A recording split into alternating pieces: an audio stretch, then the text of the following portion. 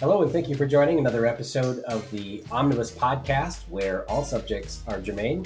I'm your host, Jeremy Munson, here with Walter Hudson. Again, this week we're going to talk about Ramsey County Attorney John Choi deciding that he's no longer going to be prosecuting felony gun charges and drug crimes if people are pulled over for what he calls pretextual traffic stops.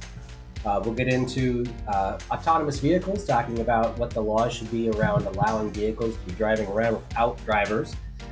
We'll talk about the worker pay committee at the Capitol that was tasked with giving away $250 million of taxpayer money to essential workers as a bonus, and they were supposed to end on Labor Day and completely fell short. They couldn't even give money away.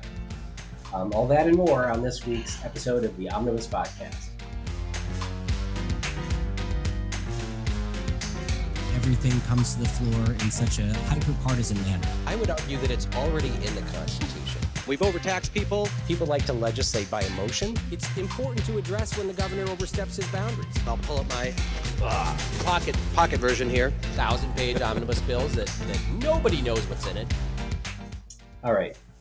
So, Walter, I want to jump right into this decision by Ramsey County Attorney John Choi to say that he is no longer going to be prosecuting felony charges like felony drug possession, felony gun possession, if the person was pulled over in a minor traffic, because of a minor traffic infringement or, expired tabs or broken taillight. And he kind of is conflicted in what he says, because he mentions if it's not public safety related, and then talks about, minor traffic infractions or broken taillight, which is a safety issue. But it's all leading, he's doing this because Black people are 4 times more likely to be pulled over than white people. And therefore, possibly find other things in the car, that kind of stuff. Where do you? I mean, is Minneapolis and St. Paul just turning into a toilet here, a cesspool, or is there something to this in community policing?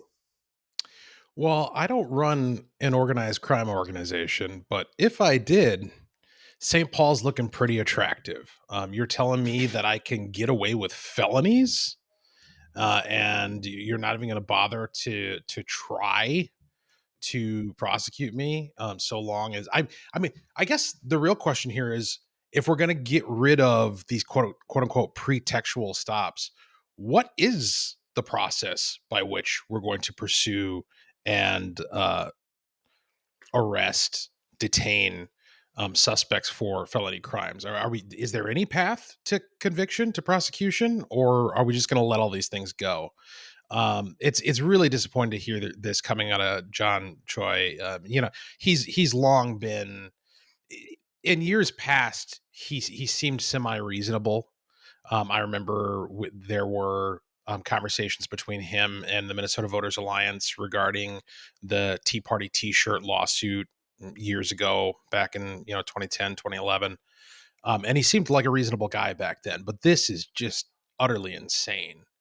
And no matter where you stand on the particulars of broken window policing or pulling people over for minor offenses, the idea that you're going to have somebody in your sight who is guilty of a felony crime, and you're not going to prosecute that because of the way they were found, is utterly insane. And yet, this is what the left is. This is what the Democrats are all about. And it just reiterates to me politically how law and order ought to be the theme, one of these central themes going to 2022 for the Republicans.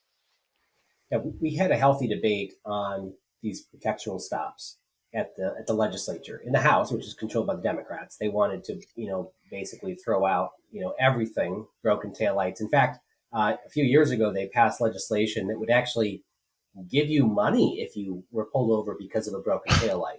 They don't write you a ticket; they actually give you a coupon to go get your taillight fixed. Steve Drazkowski got one of those, and he was just shocked that they would actually pay to replace his light. I actually take issue with the license tabs, the expired tabs, because we talked about this in the show before, and I wrote legislation that would remove from law the requirement that you display your tag showing you paid your tax to the state, because that has nothing to do with public safety. It literally is a sticker that people can peel off, or a car wash can peel off, and then you're pulled over and you're carrying a gun because you have a permit and you have to deal with all that tension. So I believe that the non-public safety things should be removed from reasons why you pull someone over. But broken taillight is part of public safety, and speeding and other things are part of public safety. So just because you pull someone over because they, you know, went through a red light, anything that you catch there is not fruit of the poisonous tree. It is still a felony. And one of the frustrations that we see at the legislature is Democrats want gun control, but the attorneys are not prosecuting illegal gun possession. It's pled down to some petty misdemeanor and they're let off. And so they carry guns. If they would go to jail for carrying a gun, maybe they would think twice about it. But now, not only can they carry a gun, and if they get caught, it'll get pled down, but now they're not even going to get charged with it because it's just fruit of the poisonous tree, according to John Choi. The problem I have with what he did, of course, I have many problems, but if the legislature decided we're not going to make it law that there's these, non-public safety stops, then the police aren't going to actually go out. I mean, the police are going to enforce the law, whatever it is. And so the police are out there enforcing the law, but he's not prosecuting. Right. And that puts police in danger all the time, to enforce the laws, but there's no follow through on the side of the justice system. So nobody's getting prosecuted. It's a complete waste. And it devalues what the police are out there doing. Yeah, there's so many different directions that my mind goes as we unpack this, but I think the central focus needs to be on the philosophical root, the premise upon which this policy choice is being made. And you already articulated it, the idea that a disparity in outcomes is prima facie proof, not just evidence, but proof of systemic racism. And we need to make radical adjustments in our policy to correct for that perception. This is, of course, utterly ridiculous. And if we had a judicial system that was worth its salt, which we don't, it would be tossed out immediately and summarily as a prima facie violation of the 13th Amendment, or the 4th. I believe it's the 13th. No, it's the 14th, the one that calls for equal treatment under the law across racial categories. Because what you're telling me is that he's explicitly saying that because Black people are disproportionately pulled over, not because they aren't committing crimes or they don't have a broken taillight, not because any factual basis for the police encounter are incorrect or wrong. It's not like they're being wrongfully prosecuted or wrongfully pulled over, but because it disproportionately happens to Black people, that we're going to stop enforcing the law. Okay, so, to your point regarding gun control, which the same people, the John Chois of the world, the Democratic Party, the DFL, they're going to push for more gun control. So are you going to not prosecute Whitey when he violates your gun laws? Well, we know the answer, right? They're going to throw the book at him. So what you're now telling me is that there's a racially segregated dual system of justice in the United States of America. That is a explicit violation of the 14th Amendment. And again, if we had a judicial system that was worth its salt, that would be thrown out on its face. But we don't. And so this is going to require intervention legislatively, potentially with executive. If we can get Tim Walz out of there and get a Republican in there, this is not going to be solved by the courts, in my view. And it's something that is a violation of the kind of municipal, what do they call that? The ability to show some discretion, prosecutorial discretion. It's a complete abuse of prosecutorial discretion on the part of John Choi, and he should be removed from office. Well, the result of this is that because we're not changing the law around what can trigger an arrest, there will be a disproportionate number of white people pulled over, because in every county outside of Ramsey County, they're still prosecuting these crimes. Now, let's just say that Hennepin does the same thing. So Hennepin and Ramsey decide they're not going to do this, and really, they don't really prosecute them anyways. But out in rural Minnesota, if a cop pulls you over and they smell marijuana, you're getting a ticket. Like they give petty possession charges out in my neck of the woods, where they don't in the cities. And so I would imagine that over time we're going to see the disproportionate number of white people charged for possession of narcotics, people that have expired permits to carry, or people getting caught with will get charged with gun possession charges, and the pendulum will swing the other way, the tables will turn, and it will become a racist thing again, right? These crimes, Right. On the same line of talking about cars, I read an article recently about autonomous vehicles. There's a company called Waymo, which is like an Uber, but they use autonomous vehicles, and you can hail a car, and the car will drive to you without the driver doing anything. The company still has people that they hire to sit in the driver's seat, but they don't touch anything. They don't push the gas pedal or the steering wheel, and they just sit there because that's what makes it legal. And the car will come pick you up. And they put 20 million miles ushering people around in these autonomous vehicles. And they are ready to roll this out across the country. Of course, we need state legislatures to pass laws allowing for this to happen. Now, imagine that it would apply for taxi cabs, of course. People come pick you up. But if you owned a Tesla and you flew into Minneapolis Airport and you lived in Mankato, you could hail your car from Mankato to drive to the airport to pick you up and be, right there. How cool would that be? And should that be lawful? There's going to be accidents, right? Things can happen. Minnesota roads get covered with white stuff in the wintertime, and hard to see the dotted line. But if the car can make it, should this be allowed? What are your thoughts? Well, look, so we have to look at what the moral premise of any law is, which is the protection of individual rights. Why do we have ordinances? Why do we have traffic laws? And at root, it's because we need to maintain, we need to eliminate any potential for somebody's exercise of their freedom to travel to actually encroach upon the right of another person to peacefully enjoy their existence and to also travel, right? And so if you're placing people at undue risk by traveling too fast or by driving intoxicated or whatever the case may be, then you can make the moral case that ought to be prohibited. So to my mind, the question as to whether or not autonomous vehicles ought to be allowed on public roads rests entirely with the ability of these manufacturers to demonstrate that their vehicles can operate with a safety record that is equal to or greater than that of the average human driver. If the answer to that is yes, then I don't see any moral reason why there should be any prohibition on the operation of these vehicles. I love that you tied it into equating it to the safety record of people, because people are equally distracted. We're very distracted, and we're not looking for perfection. We're looking for something that is equal to the driving record of a person. One of the unique things that being a legislator in St. Paul that brings you is the ability to meet with all of these people that come to you with issues and problems or different perspectives on what government means to them and what they're asking government to do.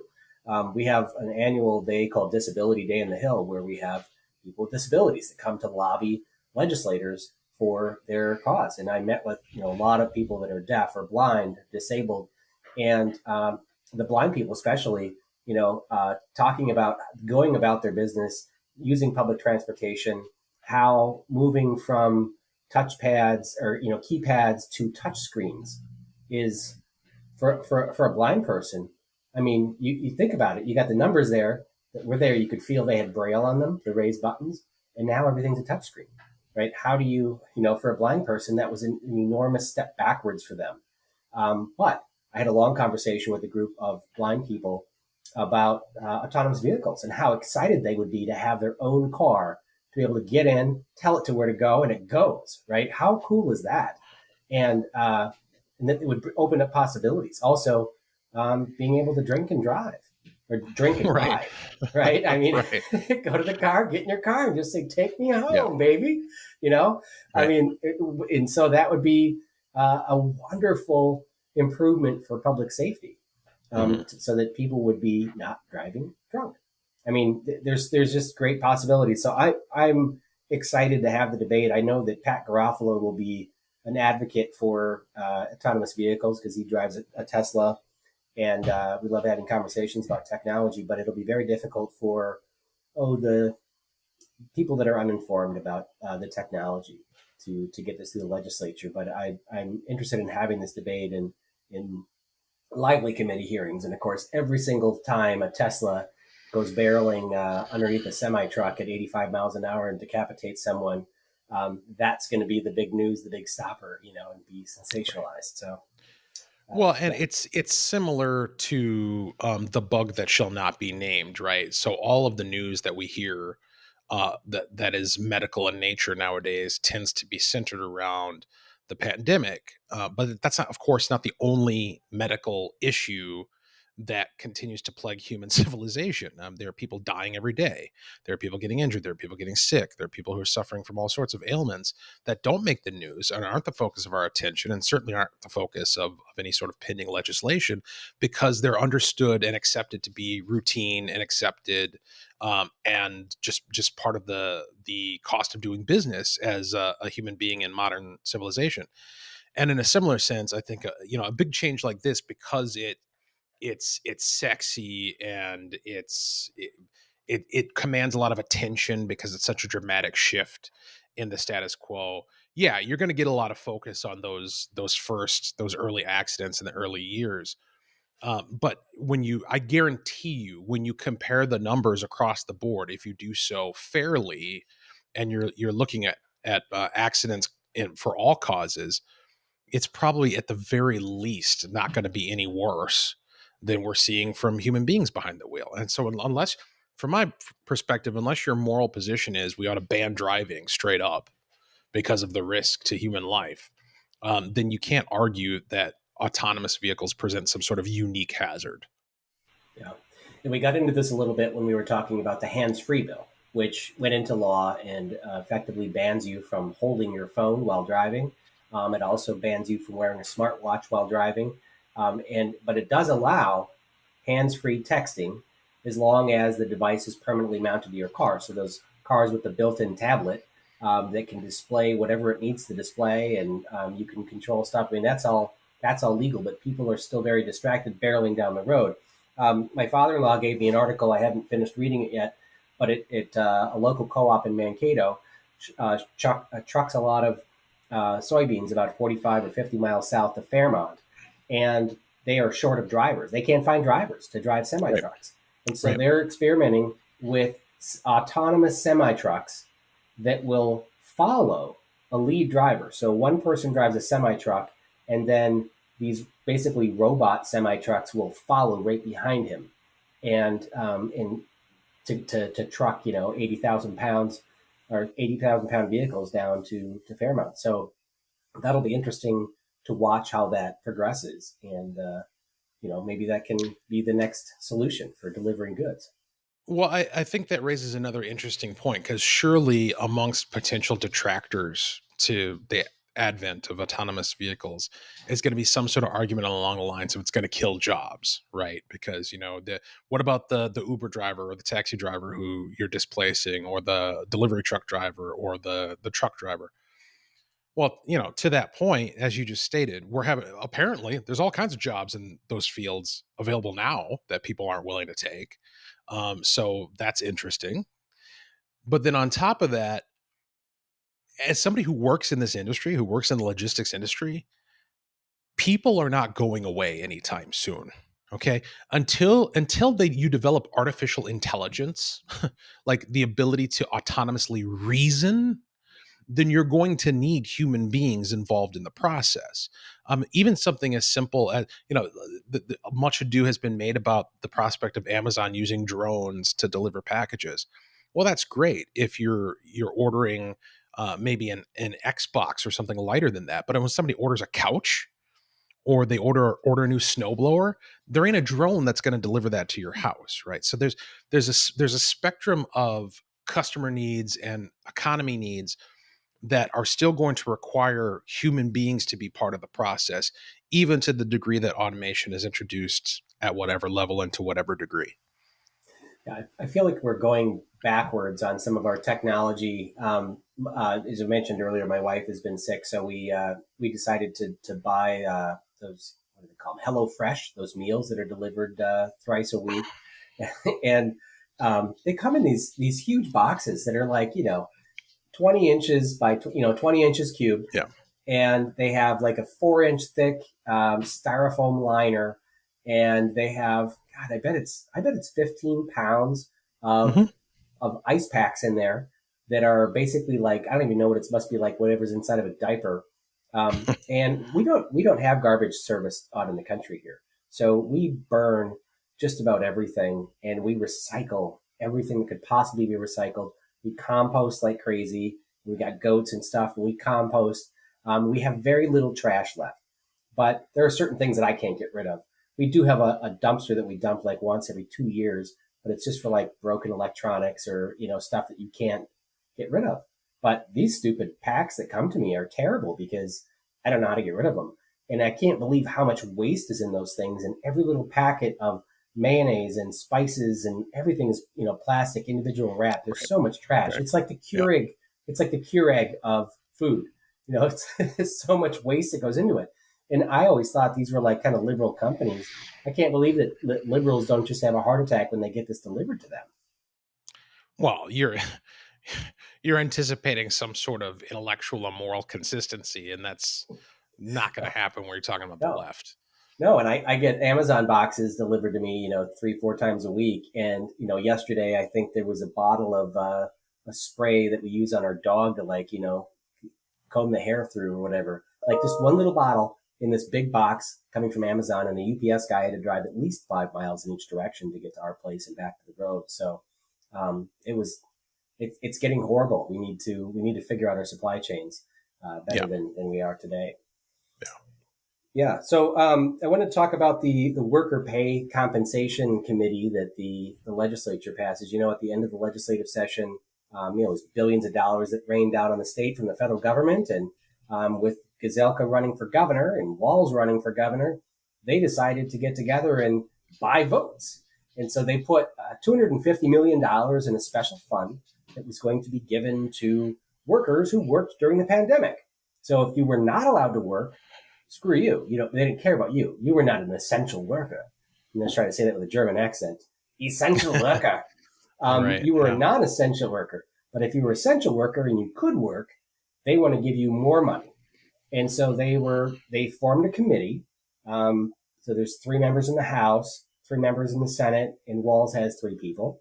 And they get together and talk about who should be in the pool of workers that will receive money. And they want to start with, teachers. Walz has a lot of work to do on winning over teachers and waitresses and people that he wronged during the pandemic, and wants to give them money. But if you put too many people in the pool, then everybody gets $40, and it's kind of an insult. Right. So they want to keep it at like $500 to $1,000 of taxpayer money as a bonus that's paid out, a year after the pandemic started, a year and a half. And they had until Labor Day to decide who got the money or the legislation dies. Well, on Labor Day, Ryan Winkler was on vacation, and they announced that they didn't come up with a decision, so the legislation's dead. So what happens because that's federal dollars, right? Where does that go now? It's still in the state coffers. So presumably, if they decided they wanted to give it to a set of workers, they could pass a legislation again and say they're going to give it to them and, dole it out. It still could happen, but we're not going to have a special session in September, which is what they were planning on doing, to dole out that money. Now, Walz was going to call a special session for the purpose of doling out this money. But Jim Abler, who's probably the most liberal senator, maybe Jerry Miller, one of those two, Abler went at a health freedom rally and said that he supported firing Jan Malcolm. Now, he's friends with her, been friends with her for 20 years, and there's a thin majority in the Senate of Republicans. So if one or two cave, then we're not doing it. But he announced he is willing to fire her. So that prompted a lot of media attention. And therefore, Walz said, if Jan Malcolm's job is on the line, I'm not calling a special session, because the Senate can only unconfirm or fire commissioners when in session. Right. So there's that presents all sorts of interesting fertile ground for theories and hypotheses, but it is fascinating to consider, first of all, that apparently the vote that Walz thought he was buying with that money isn't worth as much to him as maintaining his commissioner. And then also the notion that the government is so incompetent that they can't even figure out how to give money away is pretty hilarious, if not also depressing. So it is really sad. Next topic I wanted to talk about with you is the mask mandates. School started. It's Wednesday today. I had my eldest daughter started high school yesterday, or junior high, and then my youngest daughter, who's 10, starts tomorrow. So everybody's getting back to school. My school district doesn't require masks. I think we're in the minority of school districts in the state, but it's great. It's great to see their smiling faces. It was great to go to. I've already been to volleyball games, no masks. A few kids wear masks by their choice. That's great. We should support them, not shame them. And so, but there was a group of parents who, they'll call themselves a group of parents. I'm sure it is Tim Walz's close cronies who filed a lawsuit against Tim Walz. They're trying to compel the judicial branch to force the executive branch to declare a peacetime emergency and write law unilaterally to circumvent the legislative branch. This is their play. Now, we've all talked about how Governor Walz can reissue a peacetime emergency at any time and start writing law unilaterally. He doesn't need anybody's authority, but just to declare it himself. But at the end of the legislative session, we did pass legislation that said for COVID-19, everything has to be done through Chapter 144, which is really restrictive. So he's trying to go around that and force himself to issue this.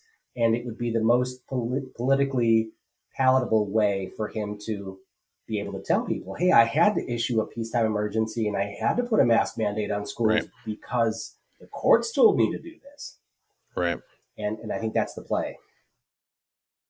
Well, I mean, good luck. I mean, if you think voters are going to just accept that as, oh, it's not your fault because the courts told you to do it. I mean, this is coming from the same party and the same side of the aisle that just flagrantly ignores constitutional limitations left and right, i.e. the peacetime emergency itself that we just experienced over the course of the past 18 months. The idea of, oh, my hands were tied by process. Give me a break. You don't do or not do anything that you don't want to do. That's the defining characteristic of the left and the DFL and Democrats.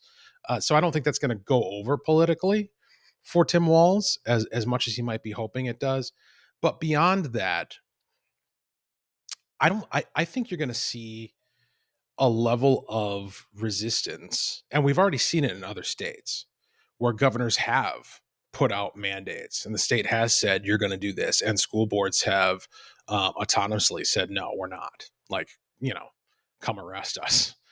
By all means, commit political suicide by denying our school district money. Go ahead. That's and calling their bluff, playing chicken. And I think you're going to see that in Minnesota as well. And I certainly know in my school district here, they're coming for an operational levy. It's going to be on the ballot this November in my district.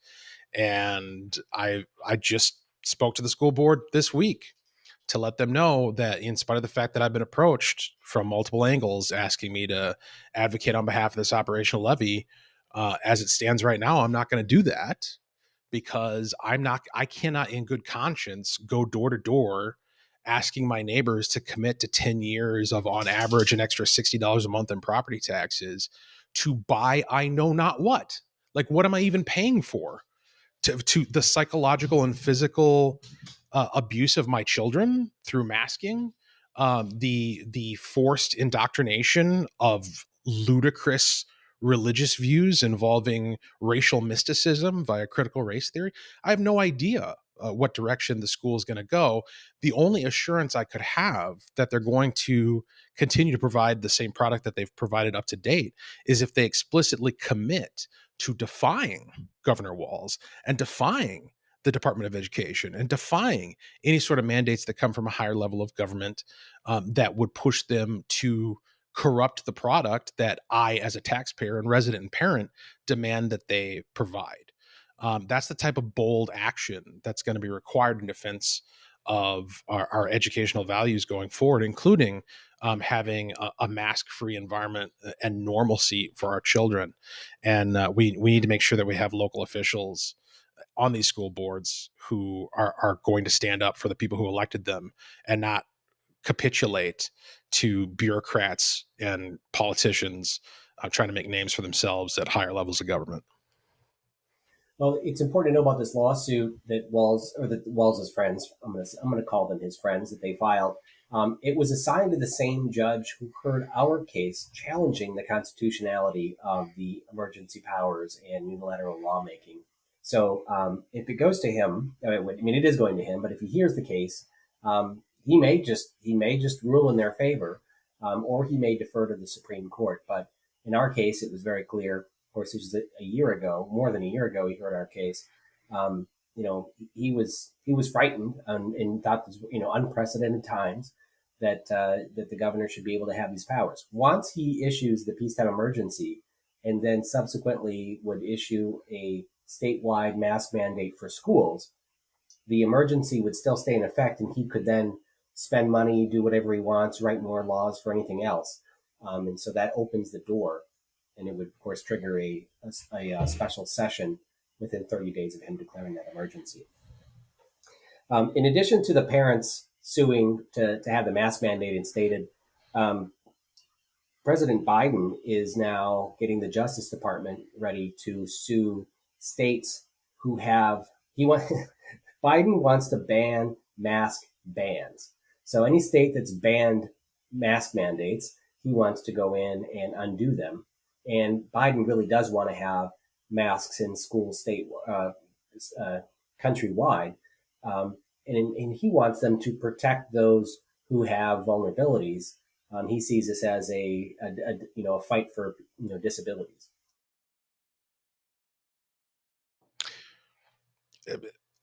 Again, so what you're providing me with is why you want it, not why you should have it.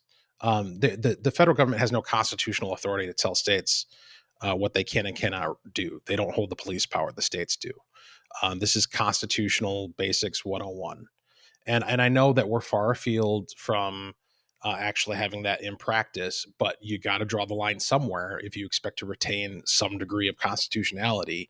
And I think the political will certainly exists for this to be an area where the line is drawn in the sand. Look, the answer to this, if you're Governor DeSantis, if you're Governor Kristi Noem, if you're any Republican governor in the country who has issued one of these bans, I don't know that Noem has. I don't know that DeSantis has. Actually, I think DeSantis has. But the answer to this is whatever the court says and whatever Biden says and whatever any federal Yahoo says, you just laugh at them publicly. You publicly laugh at them and mock them and dare them to invade your state. Like you're like, look, what are you going to do? You cut off federal funds? Fine, keep your money. We don't need it here in whatever fill in the blank state. You're gonna bring your guns because that's what you're gonna have to do.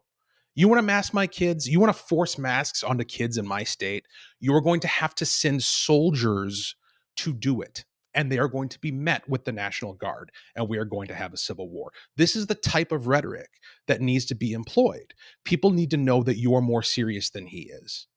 And Republicans have got to let their testicles drop. I hate to be crude, but crude is required in this moment. I'm so sick and tired of this type of stuff going unanswered. See, you notice here with Biden and with Walz and with everyone on the left, There is no limit to what they are willing to do. There is no limit to the schemes that they are willing to concoct in order to advance their agenda. Why did they want to beat you more than you want to to defend yourself and defend those who elected you? That is a soul-searching question that Republicans need to answer. Well, it also comes up every time Republicans, and this is rare, but every time the Republicans get in the majority, they all of a sudden just lose their spines. Yep. They back off because they want to keep the majority. They don't Right. realize that people that elected them wanted them to do something. When you get the Correct. majority, you go all out. And if you're in the minority, you still got to push, right? You don't be afraid to show your cards because the Democrats do it all the time. And when they take power like they have now, I have no doubt in my mind that based on the Supreme Court's decision to not intervene in the Texas abortion ban, that they're going to stack the courts. They have no problem with stacking the courts and adding 5-6 more people on the Supreme Court in order to have a liberal majority. And then God help us, because we don't have anything. I mean, John Roberts is not this conservative bastion that we thought he was going to be, but at least we have people that follow the Constitution for the most part. It's going to be scary, but you're right. Texas needs to say, yeah, go ahead and cut off federal funds. We'll stop sending you money. That's right. And That's right. We'll pay for our own roads. Game. Yeah, to complete this game. We'll secede. Yeah, and we'll cut off immigration to Texas from the rest of the United States. You know what I'm saying? Like you have to be willing to call their whatever they bet. You have to be willing to call it and raise. Get them all in. See how far they're willing to go, because what you'll find is that these people do not have the courage of their convictions. Ultimately, they really don't. They like to think they do. But when it comes down to brass tacks, when they actually have to pay a price, that's the thing. When's the last time the leftists had to pay a price for anything?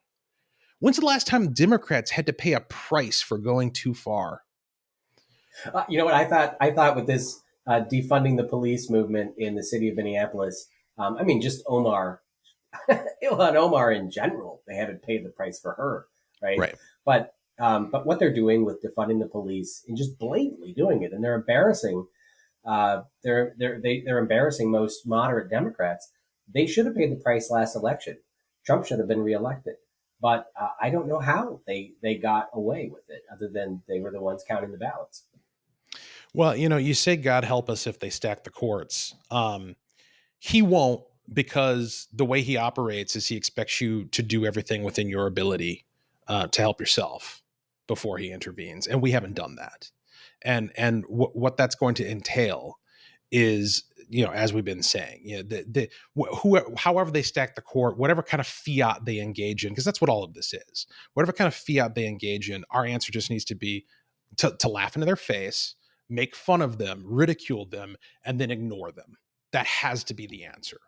And then let them make the next move. And if it's aggressive, make them pay for that aggression.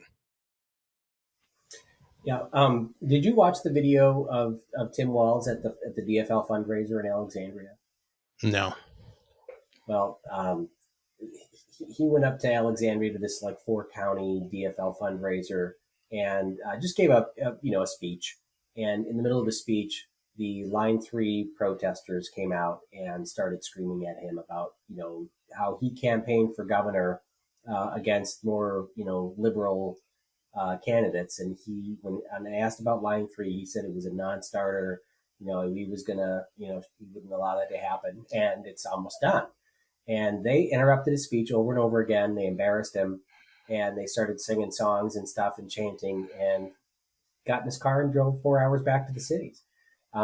So he's been shouted out by rural Minnesotans when he went to the opening fishing or the fishing opener, and conservatives were out there blow horns on boats, calling him a tyrant, and he left. And then now he goes to the conservative fundraiser or the liberal fundraisers and gets shouted out by lefties. He's running out of oil pressure.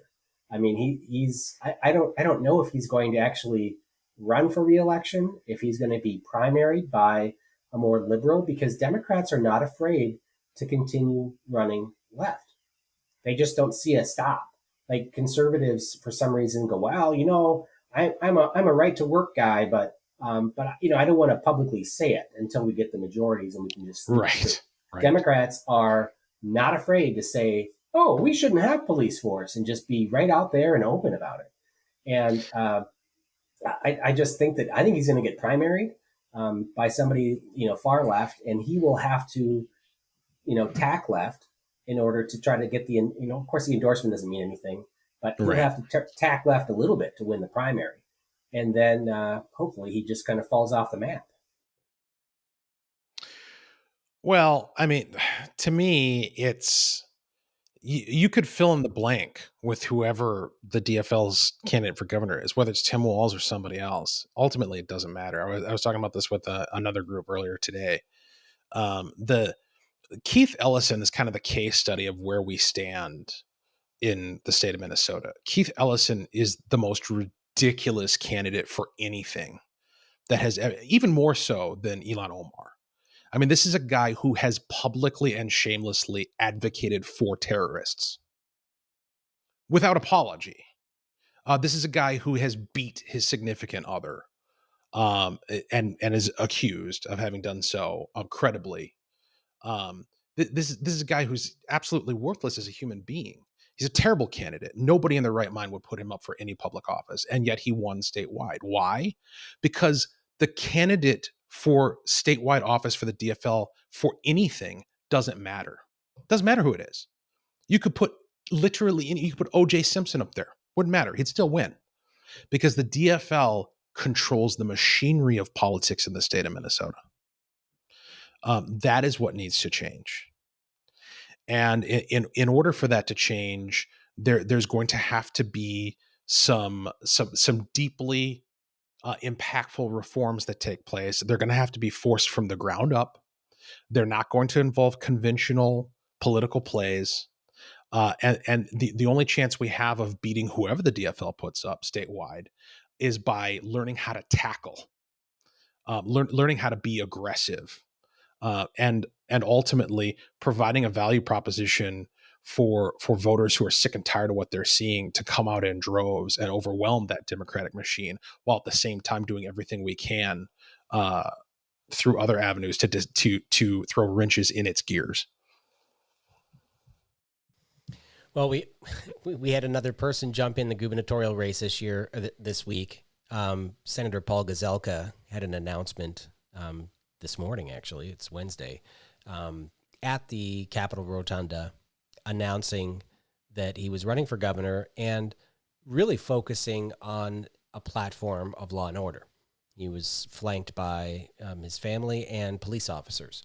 And I think he's kind of got the MPPOA, the Minnesota Police and Peace Officers Association endorsement kind of locked in. It's not announced, but I'm sure that he will have it. And he's going to be running on a law and order, which is what you said has to be central to a successful gubernatorial campaign in this state in this year. And that's what his focus is on. On the emergency powers, I think it's going to be kind of weak because he was the only person in the position to actually shut government down to stop Governor Walz, right? I got my T-shirt on, the You're Killing Me Walz shirt on today. That was our big issue this last year, and he didn't, he was kind of weak on this. Also weak on, the overreaction to COVID and everything. So I think his campaign is going to be he's in the law and order lane. I know that Mike Murphy is a former police officer, also running on a law and order, but also just conservative across the board on everything. So what do you give Gazelka on his chances? And I also want to say that Gazelka probably is going to have fast track to deep pocket money in the state, having been in charge of fundraising for the entire Senate. And they went after the big money last year to keep the majority. He's got all those donors on speed dial. And so Scott Jensen is probably way out front right now on fundraising, but Gazelka probably has the best chance of catching Jensen from a donor perspective. Well, I think Gazelka, for the reasons you mentioned, has a credibility problem because the first question any activist or delegate worth their salt is going to ask is, well, why didn't you do something then? If what you're saying, because I read his website today, I read through his issues page, and I was like, yeah, this is great. This is nice, flowery rhetoric of the type that I've heard a gazillion times from literally every Republican who's ever ran for anything. What you done for me lately, Paul? That's going to be the question that people are going to ask, and with the foreknowledge of what the answer is, which is not much. And so he's going to have a credibility problem in seeking the endorsement, but I think it's safe to say that the endorsement isn't really what he's running for. He's running a primary. That's probably a foregone conclusion. I don't know if anybody's asked him yet whether or not he's gonna. He did. Somebody asked him straight out, and unlike Benson, I think Benson said something like, "I won't run in a primary so long as the right person is chosen." At the endorsement, Gazelka flat out said, I will abide by the endorsement. And really, yeah, he did come out strongly say that, which, you're always allowed to do. You could say that once and go against it. Right. But right. He said it. But you're right. I don't think he has a real open path to get the endorsement, because the question I ask every candidate is, what have you been doing the last 18 months fighting for us? And, right. Benson and especially Gazelka are in the position to actually do something. Correct. And that's the thing is when you're in those types of positions, you have to have an answer to the question that's better than, well, I got out there in front of cameras and said I didn't like it. Like what's the legislation that you forwarded, that you authored, that you pushed forward? And don't talk to me about how, well, Tim Walz wouldn't sign it. That's not the point. The point is, demonstrate to me what you're willing to expend political capital to advance. Demonstrate to me what you're willing to fight for. Because if you're not willing to fight for it now, why in God's name? I mean, you mentioned earlier, they get the majority and then they don't do anything with it because they're afraid of losing it. Well, if you're too afraid when you don't have power to take risks, then I don't trust you to take risks when you do have power. And, I don't know, like to my mind, I'm really surprised that Gazelka said he's going to abide by the endorsement. Hopefully he's a man of his word on that front. But it's also really, it seems really odd to me that if you have that fundraising advantage that you speak of, where you've got these deep pockets, that your value proposition to those donors is, give me a bunch of money. And then when these this rabble of activists decide they don't want me, it's just going to have gone to waste, right? Like, or maybe he's going to commit to repurpose it in some way. But if I'm one of those high dollar donors, I'm not looking to donate to a campaign that might end at the state convention because activists were convinced by a good speech to go in a different direction. Yeah, that's really what it comes down to. And for those of you who don't follow Minnesota politics as closely enough to know what the endorsement is, we're talking about 2,000 activists across the state. So it's not a lot, that gather at the state convention and in May of next year and choose who we want our Republican candidate to be. And it would be nice if it ended there, but it doesn't, because if you still don't want to abide by the endorsement, the filing period to actually file for office doesn't open until after that endorsing convention. And there's about a 2-week window where you can file for office, and you'll get the perennial candidates like Bob again Carney and people that just run for office all the time. So you can go down and pay, I think it's $100 to file for office, and you just pay the $100, give them your driver's license and file. And you say you want to run as a Republican, and you are on the Republican primary ballot.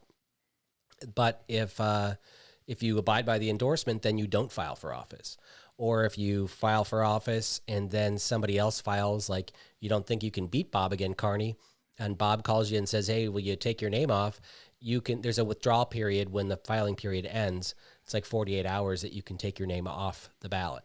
But we'll probably end up with a primary, because I think Mike Murphy has said he's not abiding. He's going to go right to the primary. So he's kind of just, F you to the delegates. But to his defense, he's not been in politics. Mark Marty doesn't come to the state convention. Nobody knows who he is at the delegate level. So he is just running in a primary. He'll take it to the people.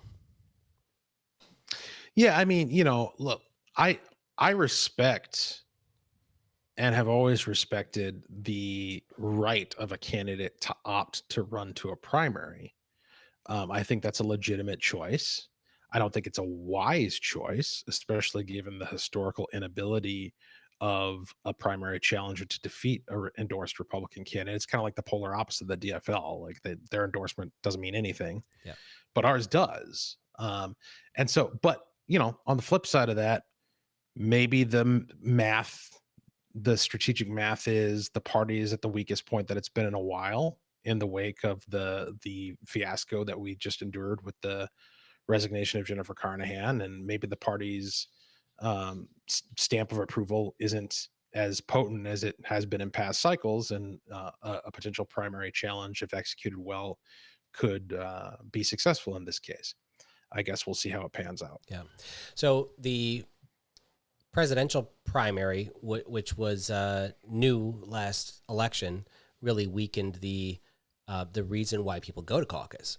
But this year, with the gubernatorial race out there, there's going to be a lot of people going to caucus. So you go to caucus in February, and basically what I want to just back up to showing kind of the weakness of the endorsing process.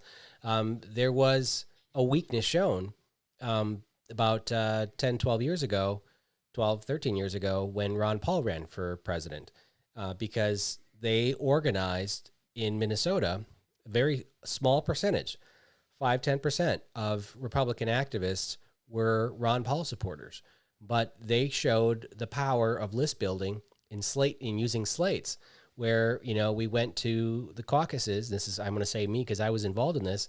We went to the caucuses and just brought 3 friends with us.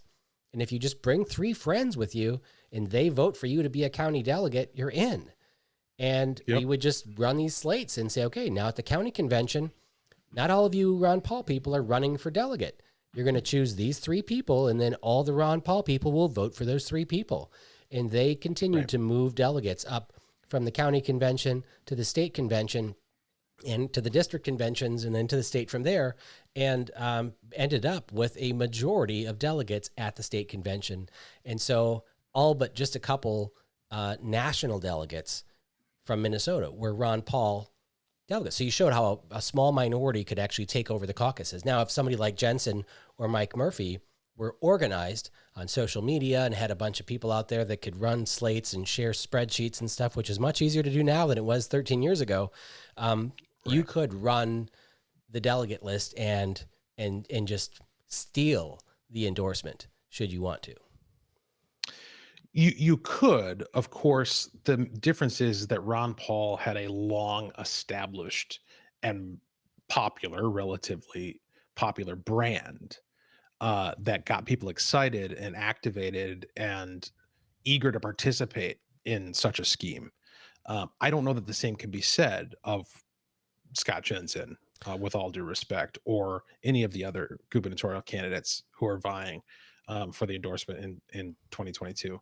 Well, but hang on, though. But certainly, I mean, if you look at the campaigns, Dr. Shah actually has Ron Paul's campaign team running his campaign.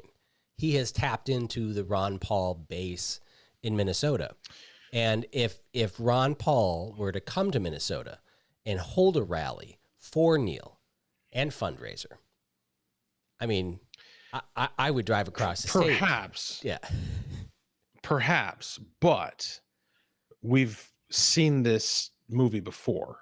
Ron Paul's popularity did not translate to his own son in 2016.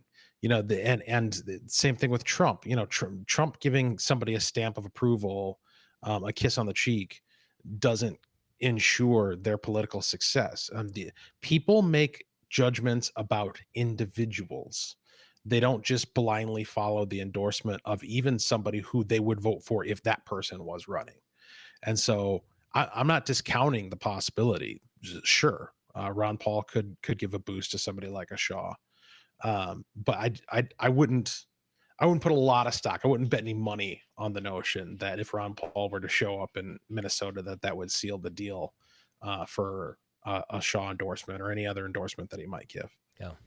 Well, I'm excited to watch this race. It's going to be really interesting politics here, and I feel like we're kind of watching this whole game, kind of narrating its path over in these weekly podcasts. But I'm anxious to see what Gazelka does, and Benson has been all over the state after announcing a week ago.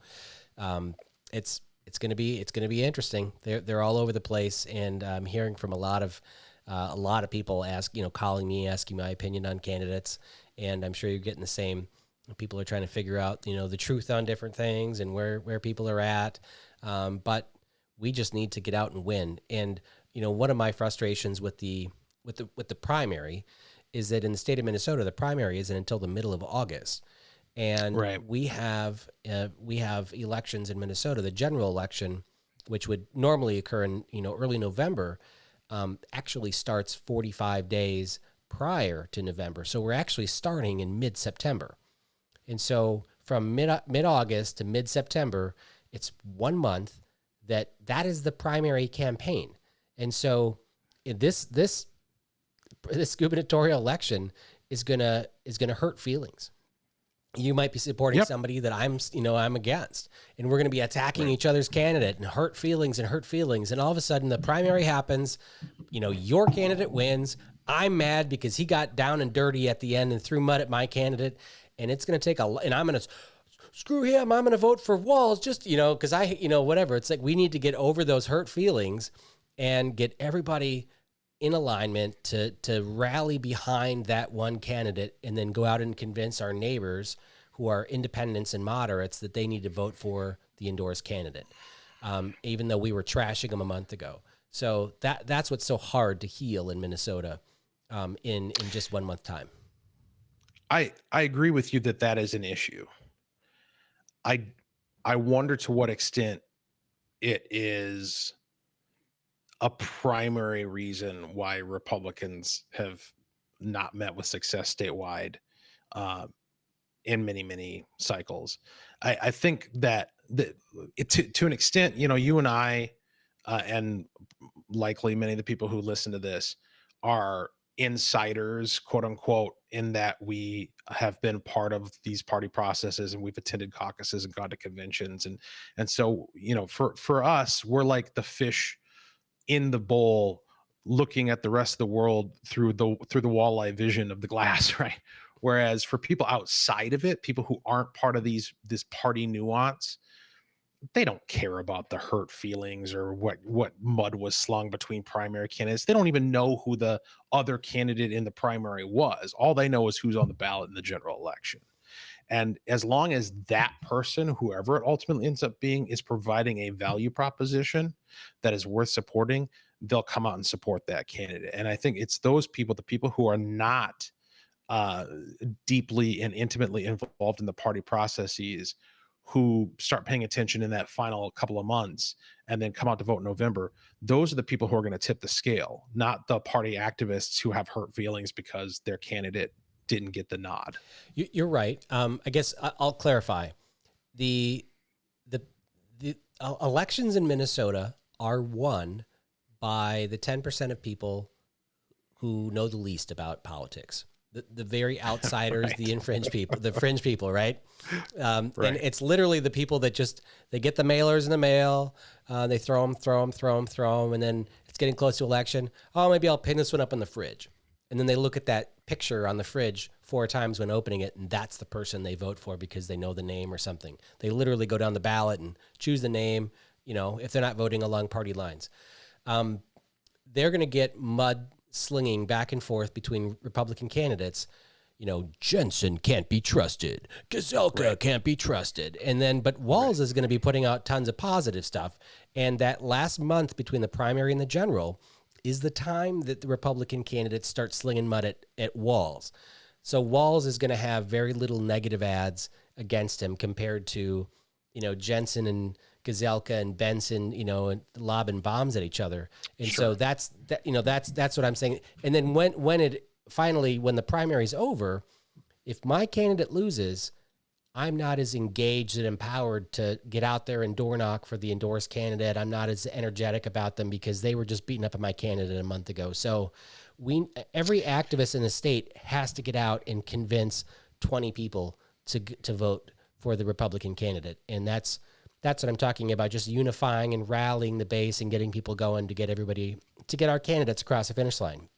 And we're going to have this in the AG race too, because we have Doug Wardlow and Dennis Smith running, and Lynn Torkelson, who I have not met yet, but I will soon. We have one Secretary of State candidate, and we have no candidate for state auditor. Walter, looking at you, if you want to run for state auditor. Yeah. $100, I'll pay it. I cleaned out my garage this past weekend, and I found my ACT score, and I did fantastic in every category except math. So I don't think I'm your guy. You don't have to be an accountant to run for. I mean, just run for auditor. Who cares? As long as you can run a calculator, you're fine. I don't even think it matters. It just you got to be. You just have to hold people accountable. Lots of stuff to audit, but you don't have to actually push the calculator buttons. You just direct people. Right, yeah. But I honestly think it doesn't matter who the state auditor candidate is. They're going to ride the coattails. We just need somebody that I trust to run for that seat.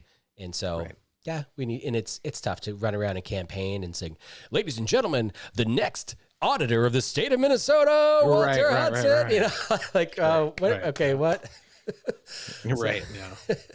But well, I'm not making any announcements or anything, but I can guarantee you that if somebody like me were to run for something like that, it would be the spiciest state auditor campaign you have ever seen. Especially because you'd be running against somebody whose name is Blaha. Yeah, right. Yeah. We'd be talking about issues. So, well, good. Well, I think that wraps it up. We've got a lot of great topics on this week's podcast. I want to thank everybody for listening. You can go out to jeremymunson.com/podcast to find all the links if you want to subscribe to the podcast, to the audio version. It's great to listen to on your commute if you're driving back into the office now since COVID is over and gone. One last thing I wanted to touch on. I made a post this week on social media about ivermectin. I haven't weighed into this battle because this is, I don't want to pick fights with people and, get all these nasty letters to the editor about, Munson supporting this, that, a year or two ago, I walked into a Walmart. We were debating emergency insulin legislation that would, basically give away insulin to people if they couldn't afford it because it saves lives. I remember that. And I went into a Walmart and just bought insulin without a prescription to show that it could be done and said, this is not the exact same, but it's, it could save your life if you learn how to use it. It's like, $23.99 or $88 or whatever. And the amount of hate mail that I got to my house was horrible after that. So I didn't want to weigh into the ivermectin thing. But I just went and not vaccinated. I gave all of my horses ivermectin, which we do, every couple of months. And I'm out there, and it's like used to cost $2 or $3 a big vial, and it's like $15 now because everybody's out buying it off the shelves for treating COVID or self-medicating. Sure. And I wanted to just do a post like we buy a lot of it because there was a Democrat on Twitter who went out and said, we need to pass a law just like the methamphetamine, the Sudafed law from 2005 to get this, get this out of the hands of these crazy Trumpies, from dosing themselves. And so I retweeted his and said, this is, you're dumb for doing this because the Sudafed law was based on you have a maximum amount that you're allotted each month, and that's the most you can get. Well, I have 5 horses. My neighbors a mile away have 20.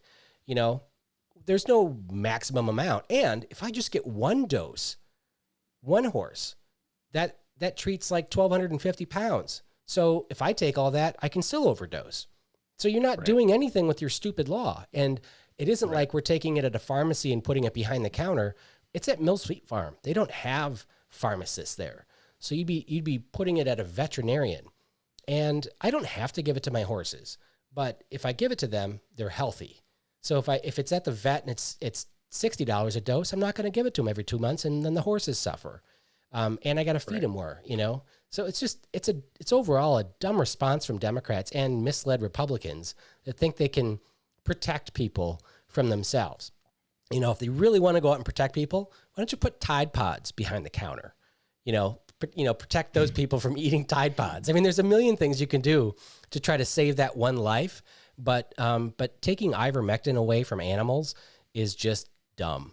And it was a knee-jerk reaction. And by the way, the Sudafed law from 2005 didn't solve the meth problem. They just ended up making meth with worse chemicals. And and people like me that have sinus infections a lot or have congestion, I get shut down because you bought it too much this month or whatever because I bought some for my wife. It's dumb.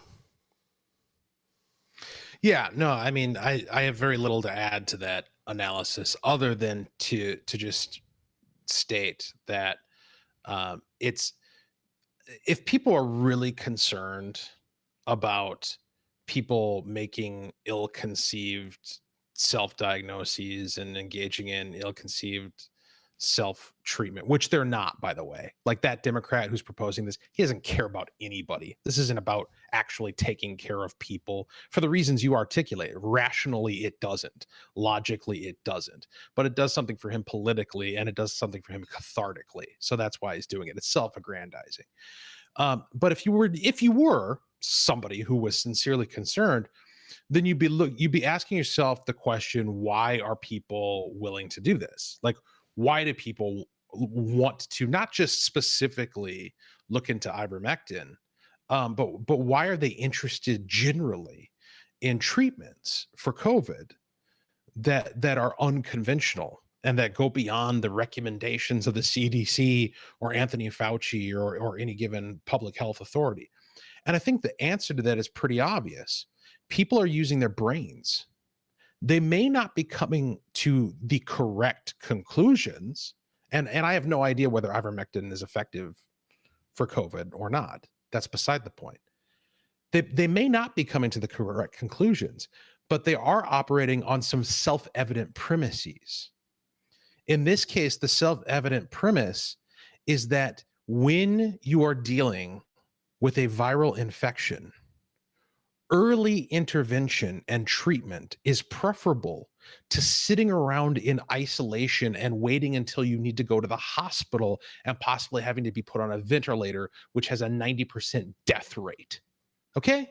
So when the only option you have provided to people that's socially acceptable is a vaccine that they have questions about rationally, because again, it's only existed for a matter of months, or waiting until they're so sick that the hospital will finally take them in and they're going to be going almost immediately to the ICU because that's how bad it's gotten. When you discount the possibility of there being any sort of early intervention and treatment, people are going to desperately search for something to cling to. And logically, rationally, you can't tell me that there isn't an early intervention treatment that would work. And the low-hanging fruit here, I think the really obvious, people call this conspiracy theory, but it's not. A conspiracy theory is something that you concoct, a hypothesis that you piece together through speculation. What I'm articulating here is not a conspiracy theory, it's observation. The simple fact of the matter is the vaccine business is a business, and these companies are making millions of dollars. The notion of an early intervention treatment that costs pennies on the dollar, like you said, $2-3 for a tube of ivermectin, that presents an economic threat to these companies that have captured the regulatory agencies that are meant to control them and rein them in, and are using these public health authorities in order to forward their own interests. It's not, that is self-evident. It is obvious. It is happening right in front of us. There's a tremendous financial incentive for these vaccines to have no competition. And for people to pretend not to notice that is incredibly disingenuous. And it flies in the face of all of their theatrical pretense that they actually care about public health and care about people's lives and people getting sick and the spread of the infection and the perpetuation of the pandemic. If they really cared, then they would be interested in aggressively pursuing any potential treatment that rears its head objectively and without bias. And they'd also be interested in not protecting obviously corrupted interests that benefit a very select number of like 3 vaccine manufacturers in the entire country. Yeah. In ivermectin it's used around the world to treat a varying host of diseases and parasites. And I believe Japan is actually using it significantly to treat COVID. It was discovered in 1975 and put into medical use in 1981. And the 2 people that researched this drug won the Nobel Prize for medicine in 2015. It is the 420th most commonly prescribed medication in the United States, and there's been more than 100,000 prescriptions for people in the United States in a year. So it's fairly commonly prescribed. But I just want to put the disclaimer that Walter and I are not doctors. We're not veterinarians. We're not, putting this out as medical advice, but it's an observation. I'm a lawmaker, so I don't want to regulate this. I don't want to add more, unnecessary regulations on this drug to take it out of the hands of people or animals. So that was the reason I brought it up. The post I put out there, by the way, 1.8 thousand shares. It's been seen by 140,000 people in just less than 24 hours. So people are interested in reading about this this drug and why it should not be regulated in the state of Minnesota. So good. Well, thanks, Walter, again for co-hosting this with me, and to the listeners, thanks for tuning in for another episode of the Omnibus Podcast, where all subjects are germane.